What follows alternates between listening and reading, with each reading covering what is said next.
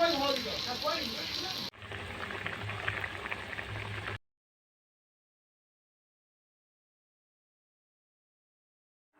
Morning everyone, আমি প্রিয়াঙ্কা আর আমার channel Priyanka বণিক ব্লগের আরও একটি নতুন ভিডিওতে আপনাদের সবাইকে জানাই স্বাগত।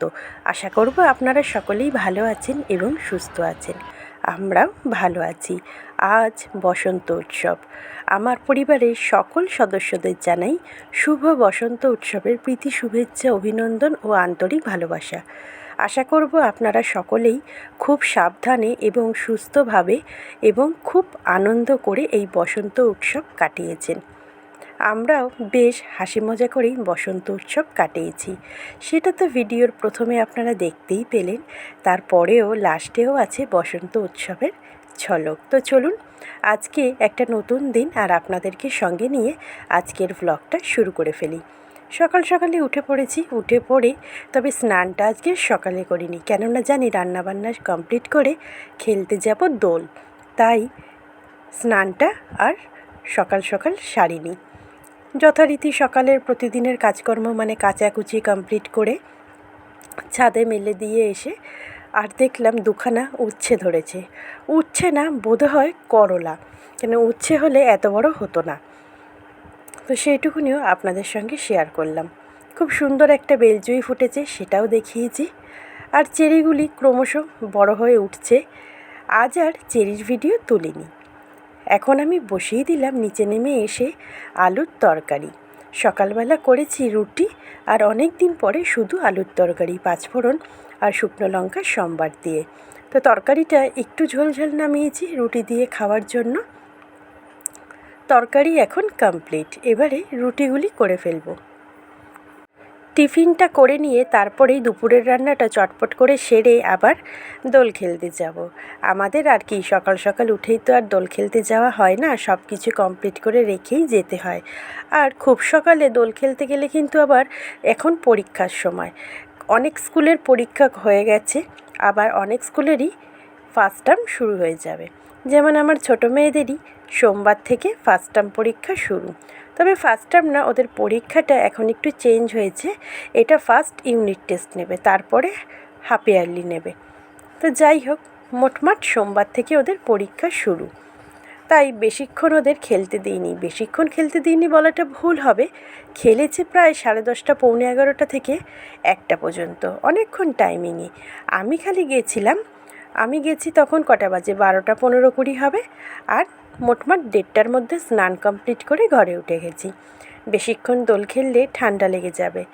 আর আমার একটু আবার রঙের অ্যালার্জিও আছে, তাই অনেকক্ষণ ধরে রং খেলিনি।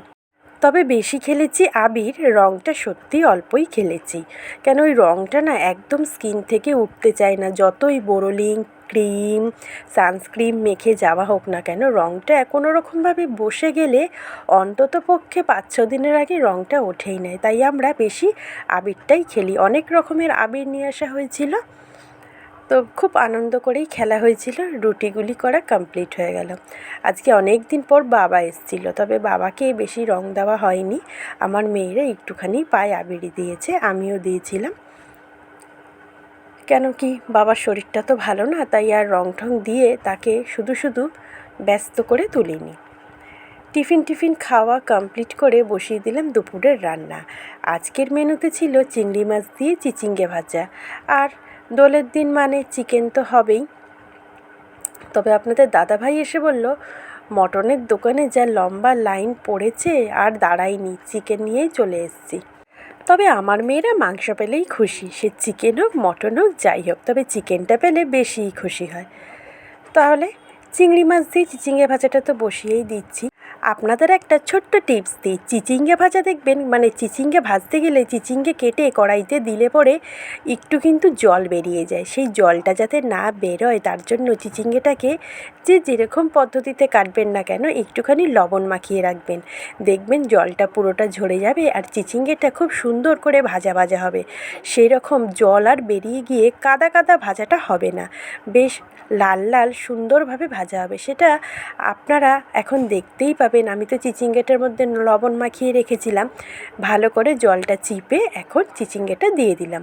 প্রথমে কালো জিরে ফোড়ন দিয়ে পেঁয়াজ কুচি ভাজা ভাজা করে নিয়ে তার মধ্যে চিংড়ি মাছটা দিয়ে অল্প একটু ভাজা করে নিয়ে হলুদ গুঁড়ো, লঙ্কার গুঁড়ো আর মানে অল্প একটুখানি লবণ দিয়েছি, কেননা চিচিঙ্গের মধ্যে লবণটা মেখে রেখেছিলাম। আর সামান্য একটুখানি গুড় দিয়েছিলাম। চিচিঙ্গের তো মানে সবজিটা আর কি, এটা একটু মিষ্টি প্রকৃতির, তাই বেশি ঝাল বা লবণ দেওয়া ভাজা খাওয়া যায় না। আমি গ্যাসটাকে হাই ফ্লেমে রেখে বেশিক্ষণ কিন্তু ঢাকনা চাপা দিয়ে রাখিনি। অল্প কিছুক্ষণ সময় ঢাকনা চাপা দিয়ে রেখেছি, আর তারপরে ঢাকনাটা খুলে দেখলাম চিচিঙ্গাটা দেখুন বেশ সুন্দর কিন্তু ভাজা হয়ে গেছে। এবার চিকেনটা বসাবো। আর ওদিকে ভাতটা তো ইন্ডাকশানে হয়েই গেছে করা। এবার আলুটা সেদ্ধ করে নিয়েছিলাম, তাই কড়াইতে তেল দিয়ে একটুখানি হলুদ দিয়ে সেদ্ধ করা আলুটা দিয়ে দিলাম। আলুটা ভাজা করে তুলে নিয়ে দিয়ে দেবো চিকেনের পরিমাণ অনুযায়ী পেঁয়াজ। তবে পুরো চিকেনটা রান্না করিনি, কিছুটা চিকেন রেখে দিয়েছিলাম সন্ধেবেলায় ম্যারিনেট করে পকোড়া করার জন্য। কেন চিকেন পকোড়া খেতে শুধু আমার মেয়েরা কেন, সব বাচ্চারাই কিন্তু বেশ ভালোবাসে। আর ওরা খুব কি বলবো আগ্রহ করে, আনন্দ করে, খুশি করে চিকেন পকোড়াটা কিন্তু খায়। আমি এটা খেয়াল করে দেখেছি প্রত্যেকটা বাচ্চাদের ওপরেই। প্রত্যেকটা বলতে আপনারা হয়তো বলবেন আপনি কি পৃথিবীর সব বাচ্চাদের দেখেছেন নাকি? না, যে কটা চেনা জানা বাচ্চা কাচ্চা আছে তাদেরকে দেখেছি একটু নোটিস করে, এই আর কি। তো যাই হোক, আলুটা তুলে নিলাম ভাজা করে। এবার কেটে রাখা পেঁয়াজটা দিয়ে দিলাম, দিয়ে একটু লবণ দিয়ে দিলাম যাতে পেঁয়াজটা তাড়াতাড়ি বেশ মজে যায়। লালটা চট করে হবে না, ওটা চিনি দিলে হয়। আর এখন যেহেতু চিনিটা টোটালি বন্ধ, তাই একটু লবণ দিয়ে দিলাম পেঁয়াজটা যাতে তাড়াতাড়ি মজে যায়। আর হোলি স্পেশাল চিকেন, তাই একটু স্পেশাল মশলা, মানে এটার মধ্যে আমি দিয়েছি ধনেপাতা, কাঁচা লঙ্কা, রসুন, টমেটো, আদা, এই বাটাটা। মানে ধনেপাতাটা চিকেনে কোনো দিনও বেটে দিইনি, এই প্রথমবার। তবে টেস্টটা কিন্তু দারুণ হয়েছিল, আর চিকেনের রঙটাও বেশ একটু কালচে কালচে হয়েছিল ধনেপাতাটা বেটে দেওয়ার জন্য।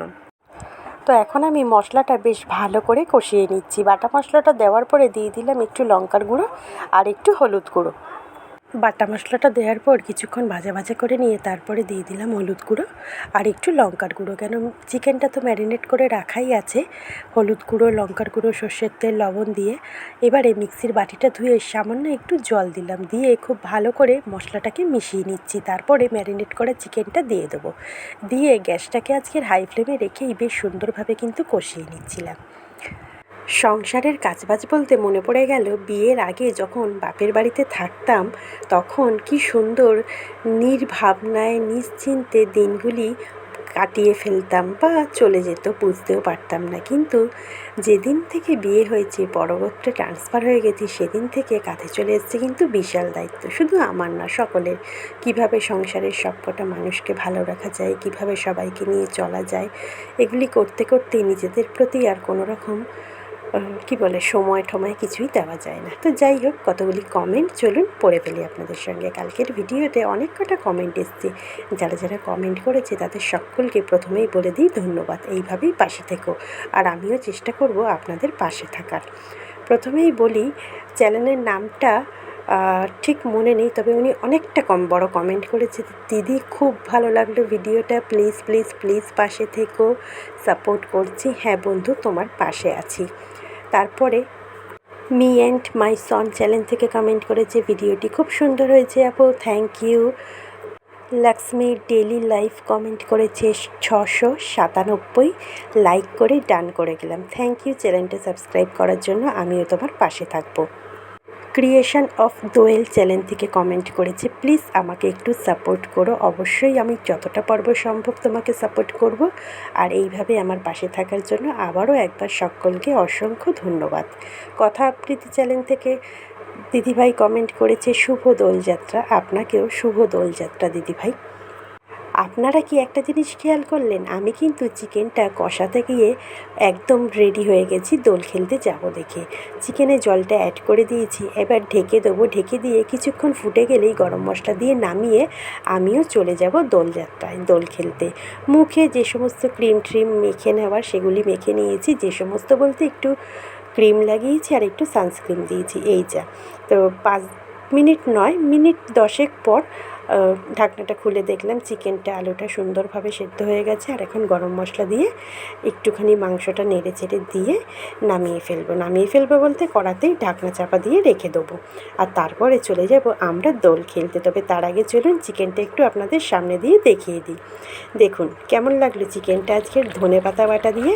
আপনারাও চাইলে একদিন ট্রাই করতে পারেন। আর এই যে অলরেডি আমার মেয়েরা আর সমস্ত ওই পাশের ফ্ল্যাটের বাচ্চারা তো নেমেই পড়েছে অনেকক্ষণ ধরে দোল খেলতে। এটা আমার মেয়ের বন্ধু সঞ্চারী, আমার ছোটো মেয়ে, যে আপনাদের দাদা ভাই, এই যে ফ্ল্যাটের এই বৌদি, এদের বাড়িতেই কালকের আমাদের নিমন্ত্রণ ছিল গৃহপ্রবেশের রাত্রিবেলায়। তো সবাইকে দিদিভাই একদম মিষ্টির কৌটো নিয়ে চলে এসছে সবাইকে মিষ্টি খাওয়াতে। আমি দিদিভাইকে বলি দাঁড়াও তোমাকে আগে আপিল লাগাই তারপরে তুমি সবাইকে মিষ্টি খাইও।